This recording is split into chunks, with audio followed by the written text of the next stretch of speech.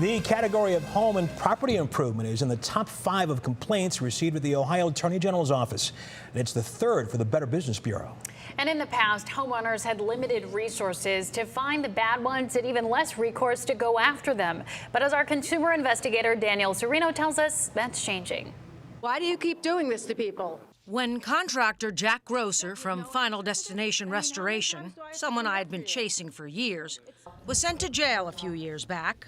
This sentence shall serve as a warning to you and to others engaging in your same conduct. I thought it was a one-off. Bad contractors rarely get prosecuted in Ohio, even when they take 40 grand for work that was never completed. After we found out there were other victims before, after what I saw that it did to my wife, how upsetting it was, I wasn't going to stop. Few prosecutors like Krista Maliner have the resources to go after them. There was indeed criminal intent from the beginning. But earlier this year, she was fighting the good fight again, sending Shannon Deshawn and Daniel Neal of Choice One Contractors to prison for bilking 6 homeowners, one for $18,000. We cannot have such a huge chunk of our population being affected and not do anything about it. Was this the day of the demo? No, this was the day we got rid of them. Katie Motz got hit the hardest. Yeah. Hiring the duo for a major redo on her new home, including putting in a new support beam, which was the wrong size.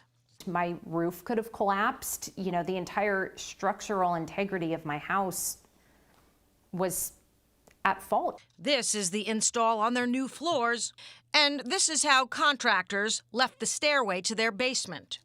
There was a hole in the middle of my house for a good 4 months. These guys were able to reel in so many people because there were no complaints against the company with the Better Business Bureau or Attorney General's office. Their card didn't have their last name, which should have been an indicator in hindsight. Now, though, there's one-stop shopping for homeowners with the new search engine on the Ohio Attorney General's website, where you can go just look up somebody's name or their business name and see whether there's ever been a lawsuit. Now, just because someone's not in the system doesn't mean they don't do work like this.